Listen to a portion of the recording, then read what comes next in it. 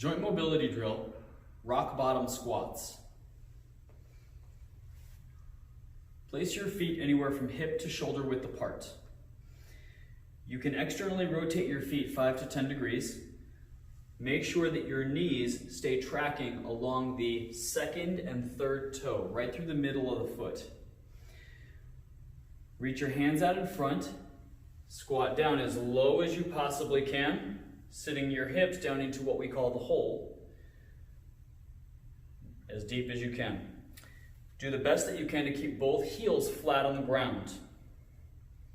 From here, use the elbows to press to the insides of the knee, placing your hands together. Pull your hands in, using your elbows to spread the knees. You'll feel this through the inner thighs or adductors.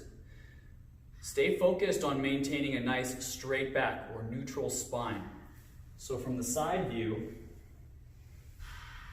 rather than rounding the back, we should be focused on keeping the back nice and straight and upright.